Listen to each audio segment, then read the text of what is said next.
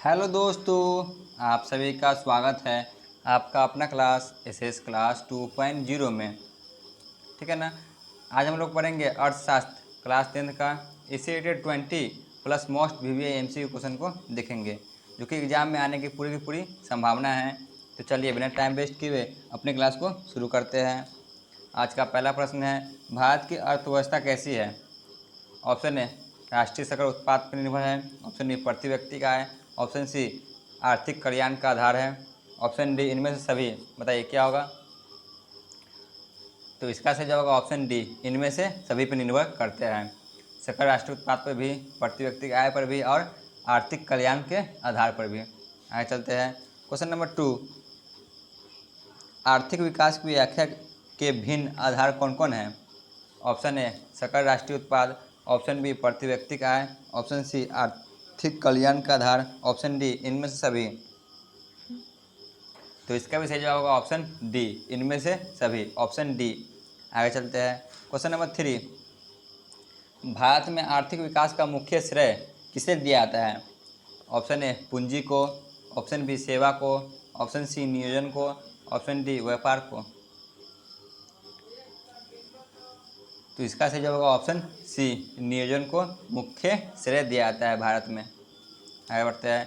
Question number 4, आर्थिक विकास की माप करने के लिए एक उचित सूचकांक कौन है?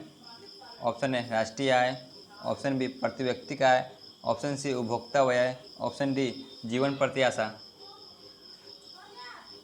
तो इसका सही जवाब होगा ऑप्शन बी, प्रति व्यक्ति का आय। ठीक है ना, ये सबसे उचित सूचकांक है। आगे चलते हैं। क्वेश्चन नंबर 5, बिहार में मानव विकास को कौन कौन सा रूप दिया गया है? बताइए। बिहार में मानव विकास को कौन सा रूप दिया गया है? ऑप्शन है जन आंदोलन। ऑप्शन बी व्यक्तिगत आंदोलन। ऑप्शन सी सामाजिक आंदोलन। ऑप्शन डी पारिवारिक आंदोलन। तो इसका सही जवाब होगा ऑप्शन ए, जन आंदोलन दिया गया है बिहार में मानव विकास को। आगे बढ़ते हैं। क्वेश्चन नंबर 6, भारत में किसकी प्रधानता है? बताइए। भारत में किसकी प्रधानता है? ऑप्शन ए उद्योग की। ऑप्शन बी पशुपालन की। ऑप्शन सी खनिज की। ऑप्शन डी कृषि की। बताइए किसकी है प्रधानता? तो भारत में मुख्यतः तौर पे कृषि को ही प्रधानता दी जाती है। Option D. आगे बढ़ते हैं। क्वेश्चन नंबर 7, इनमें कौन आधारभूत संरचना नहीं है? बताइए। इनमें कौन आधारभूत संरचना नहीं है? ऑप्शन ए उद्योग। ऑप्शन बी पानी। ऑप्शन सी बिजली।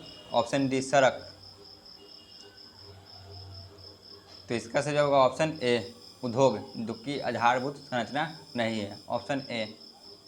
क्वेश्चन नंबर 8, प्रथम मानव विकास रिपोर्ट किसके निर्देशक पर तैयार किया गया था? बताइए। किसके निर्देशन पर तैयार किया गया था प्रथम मानव विकास रिपोर्ट?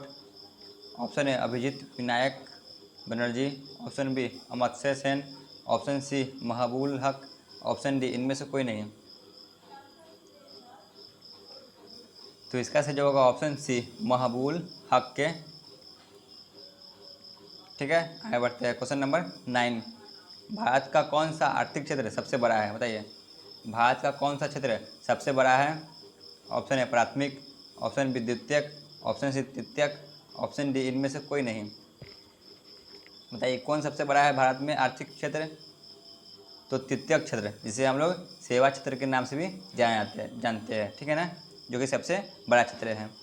क्वेश्चन नंबर 10, किस क्षेत्र को द्वितीयक क्षेत्र कहा जाता है? बताइए। मोस्ट वीवीआई, किस क्षेत्र को द्वितीयक क्षेत्र कहा जाता है?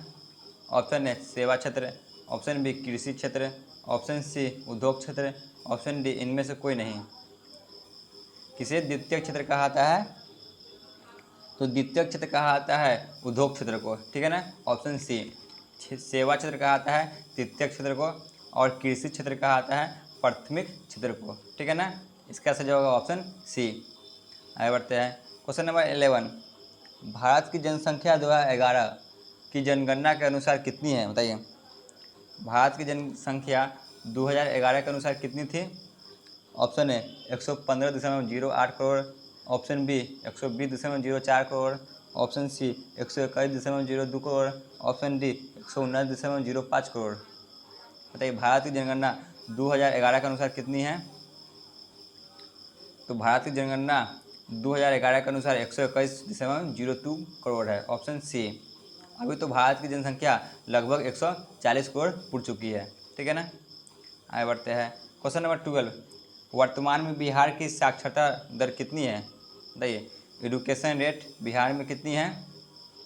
Option A 59.68%, option B 73.39%, option C 69.68%, option D 68.39%।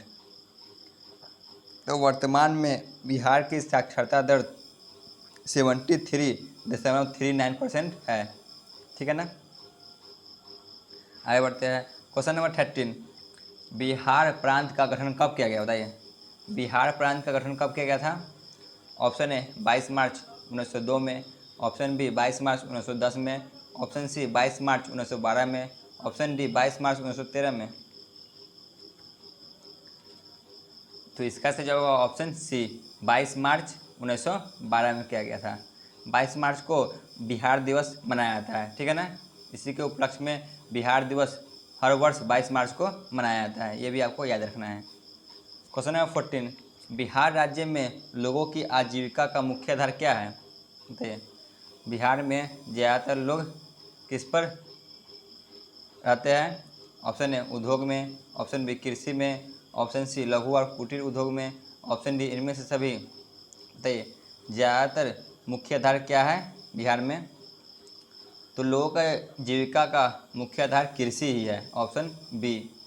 आगे बढ़ते हैं, क्वेश्चन नंबर 15। राष्ट्रीय विकास परिषद का अध्यक्ष कौन होता है, बताइए।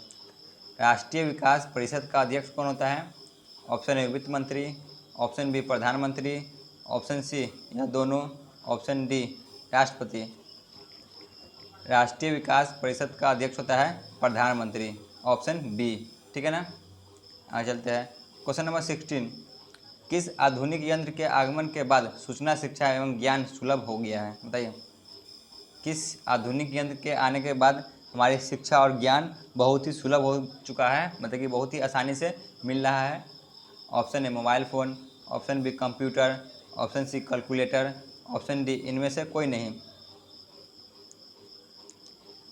तो ऑप्शन के अनुसार सही जवाब होगा ऑप्शन बी, ठीक है ना, कंप्यूटर, ठीक है ना। किताब में यही दिया गया है। आगे बढ़ते हैं, क्वेश्चन नंबर 17। वर्तमान समय में विश्व व्यापार संगठन में कुल कितने सदस्य हैं, बताइए। विश्व व्यापार संगठन वर्ल्ड ट्रेड ऑर्गेनाइजेशन WTO में कितने देश शामिल हैं? Option A 100, option B 25, option C 164, option D 40। बताइए कितने देश सम्मिलित हैं विश्व व्यापार संगठन में? तो उसमें कुल मिलाकर 164, ऑप्शन सी देश शामिल है। आगे चलते हैं, क्वेश्चन नंबर 18। व्यावसायिक बैंकों का राष्ट्रीयकरण कब किया गया, बताइए। व्यावसायिक बैंकों का राष्ट्रीयकरण कब किया गया? ये भी मोस्ट VVI है। ऑप्शन ए 1966 में, ऑप्शन बी 1969 में, ऑप्शन सी 1975 में, ऑप्शन डी 1980 में। तो व्यावसायिक बैंकों का राष्ट्रीयकरण 1969 में किया गया, ऑप्शन बी। आगे चलते हैं, क्वेश्चन नंबर 19। गरीबी रेखा के नीचे रहने वाले शहरी लोगों की कैलोरी की मात्रा कितनी होती है जो शहरी रहते हैं? Option A 2100 calorie, option B 2250 calorie, option C 2000 calorie, option D इनमें से कोई नहीं। तो इसका सही जवाब होगा ऑप्शन ए, 2100 कैलोरी होनी चाहिए, ठीक है ना। आगे चलते हैं, क्वेश्चन नंबर 20। ग्रामीण क्षेत्रों में रहने वाले लोगों की कैलोरी की मात्रा कितनी होती है? Option A 2400 calorie, option B 2500 calorie, option C 2350 calorie, option D इनमें से कोई नहीं। तो ग्रामीण क्षेत्रों में रहने वालों की मुख्यतः तौर पे कैलोरी की मात्रा ज़्यादा ही होती है, तो इसका सही जवाब होगा ऑप्शन ए 2400 कैलोरी, ठीक है ना। मतलब क्योंकि वो लोग ज़्यादा काम करते हैं। तो आज का क्लास यहीं पे ख़त्म होता है। आप लोग नए हो तो अवश्य चैनल को सब्सक्राइब कर लें। धन्यवाद।